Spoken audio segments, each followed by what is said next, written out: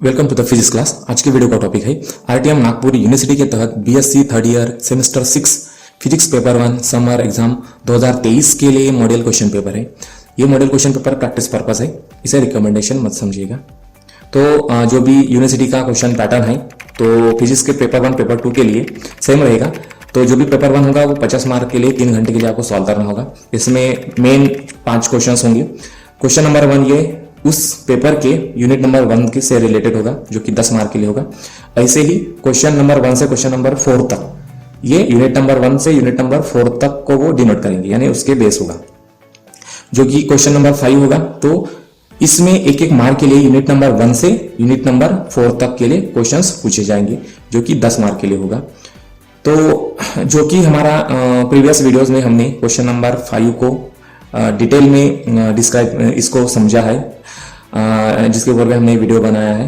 तो अगर ये पूरे के पूरे शॉर्ट क्वेश्चंस आप करते हो तो 10 आउट ऑफ 10 स्कोर कर सकते हो। तो ये जो भी क्वेश्चन नंबर 5 था तो इसमें यूनिट नंबर 1 से यूनिट नंबर 4 तक के एक मार्क के लिए क्वेश्चन पूछे गए थे। इसमें 12 क्वेश्चन थे, तो उसमें से कोई भी आपको 10 क्वेश्चन सॉल्व करने थे। और जितने भी अब तक यूनिवर्सिटी के एग्जाम में क्वेश्चन पूछे गए थे तो सभी क्वेश्चंस के आंसर्स देने की हमने इस वीडियो में कोशिश की है। नेक्स्ट है हमारा क्वेश्चन नंबर 1 से क्वेश्चन नंबर 4 तक का, जिसमें हमने पर्टिकुलरली न्यूमेरिकल्स को कवर किया था डिटेल में। इसमें न्यूमेरिकल्स 2 मार्क या फिर 2.5 मार्क के लिए जो भी पूछे जाते हैं क्वेश्चन पेपर में, तो वही न्यूमेरिकल्स हमने बेस एक वीडियो भी बनाया था, जिसमें यूनिवर्सिटी के एग्जाम में जितने भी important questions, maximum time repeated questions जो भी पूछे गए थे तो उनके ऊपर एक वीडियो कवर किया था। अगर यही न्यूमेरिकल्स आप यानी कि हम प्रिपेयर करते हैं तो मैक्सिमम इसमें भी 10 मार्क्स तक हमको स्कोर कर सकते हैं। नेक्स्ट हमारा वीडियो है अभी कि क्वेश्चन नंबर 1 से क्वेश्चन नंबर 4 तक, यानी कि यूनिट नंबर 1 से यूनिट नंबर 4 तक की जितने भी लॉन्ग क्वेश्चंस हो या मीडियम क्वेश्चंस हो या फिर यानी कि जो कि 2.5 मार्क के लिए, 3 मार्क के लिए या 5 मार्क के लिए पूछे जाते हैं, तो उसी क्वेश्चन को हम यहाँ अब देखेंगे। तो हमारे आज का वीडियो का टॉपिक है कि जो भी मीडियम और लॉन्ग क्वेश्चंस हैं तो उसके टॉपिक वाइज हम यहाँ पर डिस्कस करेंगे। तो सबसे पहला यूनिट है यूनिट 1 रिलेटिविटी। अब रिलेटिविटी का जो फर्स्ट टॉपिक है लॉरेंज ट्रांसफॉर्मेशन। अब इस लॉरेंज ट्रांसफॉर्मेशन के ऊपर भी 2 क्वेश्चन पूछे गए हैं। इसमें आपको लॉरेंज ट्रांसफॉर्मेशन का इक्वेशन निकालना है स्पेस और टाइम के लिए, जो कि 2.5 मार्क के लिए पूछा गया है। और जो सेकंड क्वेश्चन है वो ये 2 भाग में डिवाइडेड है। एक तो इसमें लॉरेंज ट्रांसफॉर्मेशन इक्वेशन निकालना है और दूसरा है postulates, special theory of relativity के पोस्टुलेट्स आपको बताना है। फिर नेक्स्ट टॉपिक है हमारा लेंथ कॉन्ट्रैक्शन। अब लेंथ कॉन्ट्रैक्शन के ऊपर में आपको डेरिवेशन निकालना है लेंथ कॉन्ट्रैक्शन का, जो 2.5 मार्क के लिए पूछा गया है क्वेश्चन 3 बार यूनिवर्सिटी के एग्जाम में। और इसी टॉपिक के ऊपर न्यूमेरिकल्स भी पूछे गए हैं।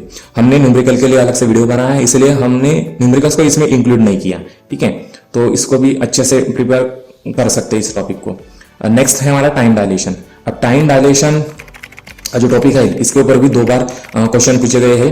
तो इसमें क्या पूछा गया कि एक बार 3 मार्क के लिए क्वेश्चन पूछा गया, यानी कि ये आइदर पार्ट में पूछा गया था क्वेश्चन, और जो सेकंड क्वेश्चन है ये आर पार्ट में 2.5 मार्क के लिए क्वेश्चन पूछा गया था।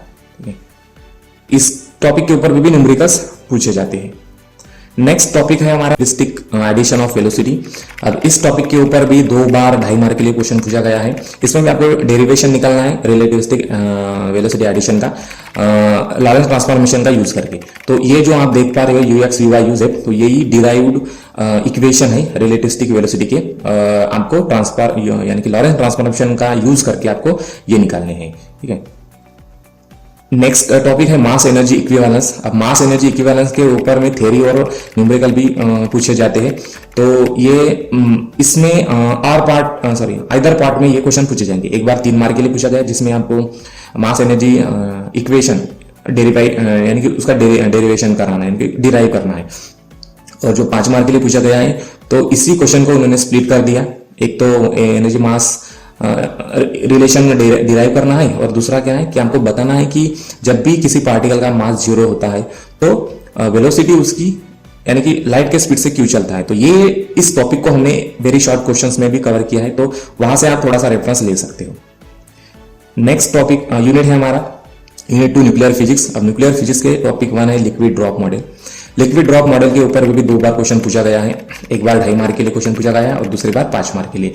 तो 2.5 मार्क के लिए क्वेश्चन पूछा गया, इसमें आपको न्यूक्लियर फिजन एक्सप्लेन करना है on the basis of liquid drop model. और जो 5 मार्क के लिए क्वेश्चन पूछा गया है तो इसमें आपको अजम्पशंस भी बतानी है, यानी कि लिक्विड ड्रॉप मॉडल कैसे बना हुआ है, तो उसके टर्म्स एंड कंडीशन क्या है, ये एक्स्ट्रा का पार्ट है। तो ये भी आपको 5 मार्क के लिए पूछ सकते हैं। ठीक है, तो यहां पर आप देख सकते हो इस फिगर में, तो ये वाली डायग्राम आपको निकालना होगा एग्जाम में। ये जो पॉइंटर से मैं बता रहा हूं यहां पर, तो ये वाली डायग्राम लिखना होगा और इसका एक्सप्लेनेशन देना होगा। नेक्स्ट टॉपिक है आपका Wilson cloud chamber. Wilson cloud chamber पर भी 2 बार थ्योरी क्वेश्चन पूछे गए। इस टॉपिक पर न्यूमेरिकल पूछते नहीं है, यानी कि कम ही आते ही नहीं है, इसे मान लो। तो इसमें भी क्या करना है आपको, इसका प्रिंसिपल, वर्किंग और कंस्ट्रक्शन बताना है, जो कि 2 बार 2.5 मार्क के लिए पूछा गया था और सिर्फ एक ही बार 5 मार्क के लिए पूछा गया था। तो इस क्वेश्चन में आपको ये डायग्राम निकालना होगा, यानी कि जो विल्सन क्लाउड चैम्बर है तो ये डिटेक्टर है, रेडिएशन डिटेक्टर है, तो इसका आपको डायग्राम निकालना होगा और इसका एक्सप्लेनेशन देना होगा। नेक्स्ट टॉपिक है आपका लीनियर एक्सेलरेटर। अब लीनियर एक्सेलरेटर के ऊपर में थ्योरी क्वेश्चन और न्यूमेरिकल भी मैक्सिमम टाइम पूछे गए हैं। तो इसमें आपको क्या करना है, एक बार 2.5 मार्क के लिए क्वेश्चन पूछा गया, तो इसमें पूछा था कि वर्किंग बताइए लीनियर एक्सेलरेटर का। तो इसमें आपको ये डायग्राम निकालना होगा और इसका वर्किंग बताना होगा, यानी कि ये कैसे ऑपरेट करता है। तो ठीक है, नेक्स्ट है 3 मार्क के लिए 2 बार क्वेश्चन पूछा गया था, इसमें आपको लेंथ निकालना था। ये जो ड्रिफ्ट ट्यूब्स है तो इनकी लेंथ का फार्मूला क्या है, ठीक है, तो इसका डेरिवेशन निकालना था। तो और इसका भी डिटेल में हमने ये एक्चुअली ये वर्क कैसे करता है, तो ये 1 मार्क के क्वेश्चन में या फिर न्यूमेरिकल में इसको हमने अच्छे से एक्सप्लेन किया है, तो वहां से आप रेफरेंस ले सकते हो। नेक्स्ट यूनिट है unit 3 radio activity. Radio activity का फर्स्ट टॉपिक है अल्फा डीके। अल्फा डीके के ऊपर भी 3 से 4 बार क्वेश्चन पूछा गया है। तो सबसे पहले देखेंगे कि 3 मार्क के लिए 2 बार क्वेश्चन पूछा गया है। तो इसमें क्या करना था कि रेंज निकालना था, ठीक है, एक्सपेरिमेंट के थ्रू आपको रेंज निकालना था अल्फा पार्टिकल की। तो इसमें आपको डायग्राम निकालना होगा, एक डिटेक्टर होगा, एक सोर्स होगा, उसकी डायग्राम निकालना होगा और इसको थोड़ा सा एक्सप्लेन करना होगा। उसके बाद में 1 मार्क के यानी कि एक ही बार 2.5 मार्क के लिए क्वेश्चन पूछा गया था, ये प्रॉपर्टीज बताना है अल्फा पार्टिकल की। उसके बाद फिर आया था कि एनर्जी निकालना है, अल्फा पार्टिकल की एनर्जी कैसे निकालेंगे, तो ये मैग्नेटिक स्पेक्ट्रोग्राफ से आपको बताना होगा। ये 3 मार्क के लिए एक ही बार क्वेश्चन पूछा गया है। नेक्स्ट टॉपिक है गाइगर नटाल लॉ, ठीक है। तो ये 2 बार 2.5 मार्क के लिए क्वेश्चन पूछा गया है। तो इसमें क्या बताना है आपको कि जो भी अल्फा पार्टिकल की रेंज है, ठीक है, अल्फा पार्टिकल की जो रेंज है, तो ये डिसइंटीग्रेशन कांस्टेंट, यानी कि जो भी आपका रेडियोएक्टिव मटेरियल है वो टाइम टू टाइम डिके हो रहा है, ठीक है, तो ये किस तरह से इसके प्रोपोर्शनल है, यानी कि ये रेंज इस डिसइंटीग्रेशन कांस्टेंट के कैसे प्रोपोर्शनल है। तो यही आपको इसका स्टेटमेंट लिखना होगा और इसको एक्सप्लेन करना होगा, यानी कि इसका फार्मूला तक आपको लिखना होगा, ठीक है। नेक्स्ट टॉपिक है बीटा डीके। अब बीटा डीके में यहां पर 2 बार क्वेश्चन पूछा गया है। एक बार 5 मार्क के लिए, 2 बार पूछा गया था और एक बार 2.5 मार्क के लिए। तो इसमें क्या करना था आपको कि ये जो 5 मार्क के लिए क्वेश्चन है तो ये 2 भाग में डिवाइडेड है, यानी कि 3 भाग में ऐसे मान सकते हो। एक तो आपको बीटा डीके की डेफिनेशन बताना है फर्स्ट, ये तो 1 मार्क के लिए होगा बीटा डीके की डेफिनेशन, ठीक है। तो हमारे वेरी शॉर्ट क्वेश्चंस के वीडियोस में हमने इसको भी डिस्कस किया है। उसके बाद में explain each mode with a suitable example, ठीक है। तो ये आपका होगा 2 मार्क के लिए क्वेश्चन, एक्सप्लेन ईच मोड। ये भी हमने एक वेरी शॉर्ट क्वेश्चन में भी इसको भी डिस्कस किया है इस क्वेश्चन को। और थर्ड होगा जो कि होगा 2 मार्क के लिए, explain the energy of beta particle by mass spectrograph, यानी कि मास स्पेक्ट्रोमीटर से हम एनर्जी कैसे निकाल सकते हैं बीटा डीके की या बीटा पार्टिकल की, तो ये यहाँ पर एक्सप्लेन करना होगा। तो इस क्वेश्चन में आपको डायग्राम भी निकालना होगा और तीनों मोड्स जो होंगे बीटा डीके के, तो तीनों बीटा डीके के रिएक्शन भी आपको लिखने होंगे। नेक्स्ट क्वेश्चन था कि कंस्ट्रक्शन बताना है मैग्नेटिक स्पेक्ट्रोग्राफ का। तो ये 2.5 मार्क के लिए क्वेश्चन है। तो इसमें सिर्फ आपको मैग्नेटिक स्पेक्ट्रोग्राफ का कंस्ट्रक्शन कैसा है और उसका डायग्राम आपको लिखना होगा यहाँ पर। नेक्स्ट यूनिट है यूनिट फॉर बायोफिजिक्स। इसका फर्स्ट टॉपिक है इलेक्ट्रोएन्सेफेलोग्राम, यानी कि ईईजी। तो इसके ऊपर में भी 2 बार 2.5 मार्क के लिए क्वेश्चन पूछा गया है। तो आपको इसमें क्या बताना है कि व्हाट इज ईईजी, ईईजी क्या है, इसकी डेफिनेशन बताना है और इसके एप्लीकेशंस बताना है। तो 2.5 मार्क के लिए क्वेश्चन पूछा है तो आपको कम से कम 4 एप्लीकेशंस इसके बताने होंगे। ये ईईजी होता है तो ये ब्रेन की स्टडी करने के लिए, यानी कि ब्रेन की फंक्शनिंग या ब्रेन में कोई भी अगर डिफेक्ट हो, ठीक है, इंजुरी हो या नॉर्स हो, ठीक है, तो ये डायग्नोसिस के लिए ईईजी किया जाता है। ठीक है। तो ऐसे ही आपको एप्लीकेशन इसके बताने होंगे और इसकी डेफिनेशन बताना होगा। नेक्स्ट टॉपिक है सोनोग्राफी। अब सोनोग्राफी के ऊपर में भी इसमें 2 बार क्वेश्चन पूछा गया है, 2.5 मार्क के लिए 2 बार पूछा गया है और एक 2 मार्क के लिए पूछा गया है, ठीक है। तो अब जो 2.5 मार्क के लिए क्वेश्चन पूछा गया है तो इसमें ये 2 मार्क वाला ये 2.5 मार्क के लिए है, तो ये टेक्निकल एरर की वजह से या हाफ मार्क यहाँ पर ऐड नहीं हुआ, ठीक है। लेकिन ये भी 2.5 मार्क के लिए क्वेश्चन है। तो जैसे कि यहाँ पर बताया कि जो 2.5 मार्क के लिए क्वेश्चन पूछा गया है 2 बार, तो इसमें वर्किंग प्रिंसिपल बताना है इस सोनोग्राफी का और इसकी एक डायग्राम भी निकालना है, ठीक है। और उसके बाद में जो सेकंड क्वेश्चन है तो इसमें यूजेस बताना है सोनोग्राफी के, जैसे कि रडार में यूज होता है सोनोग्राफी का और जो भी मेडिकल फील्ड में डायग्नोसिस के लिए भी यूज होता है, ठीक है। तो ऐसे हम एप्लीकेशंस बता सकते हो, यानी कि 2.5 मार्क के लिए पूछा है तो कम से कम 4 एप्लीकेशंस आपको बताने होंगे। नेक्स्ट टॉपिक है पीएच मीटर।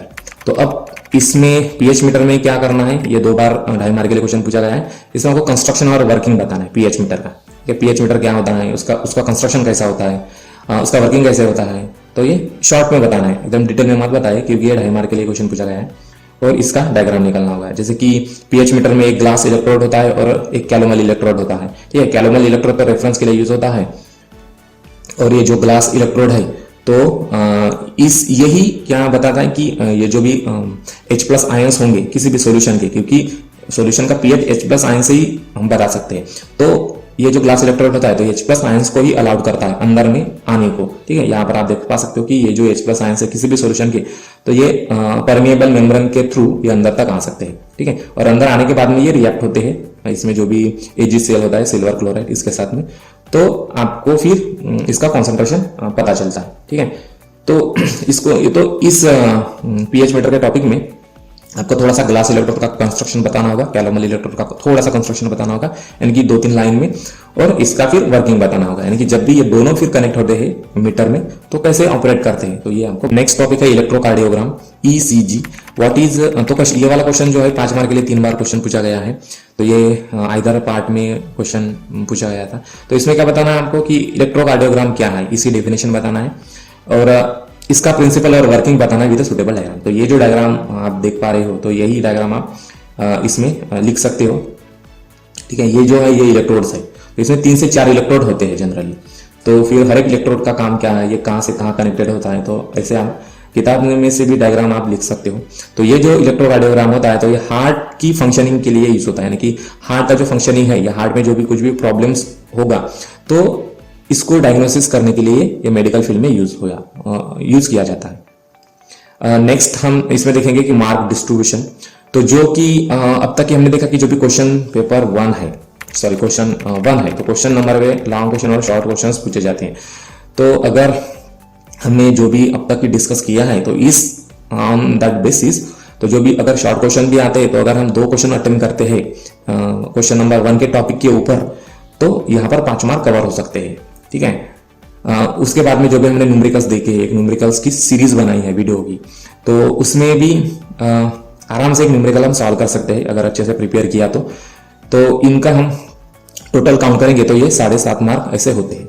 इसी तरह से हम दूसरे टॉपिक पर, यानी कि जो भी क्वेश्चन 2 है उसके ऊपर भी हम कैलकुलेट करेंगे तो सेम ही 7.5 मार्क यानी कि हमें मिल सकते हैं। उसी तरह से क्वेश्चन नंबर 3 पर भी हमें 7.5 मार्क मिलेंगे और क्वेश्चन नंबर 4 पर भी हमें 7.5 मार्क यहाँ पर मिल सकते हैं अगर अच्छे से प्रिपेयर किया तो हमने, ठीक है। और जो हमारा क्वेश्चन नंबर 5 होगा जिसमें कि वेरी शॉर्ट क्वेश्चंस पूछे जाते हैं 10 मार्क के लिए, 10 क्वेश्चन हमें सॉल्व करना होता है। इसका तो पूरा का पूरा वीडियो हमने बनाया है। तो आप इस तरह से इसकी प्रैक्टिस करते हो तो आप मैक्सिमम 40 तक कवर कर सकते हो। तो ये था हमारा मार्क डिस्ट्रीब्यूशन और ये हमारी थी एग्जाम स्ट्रेटेजी और ट्रिक।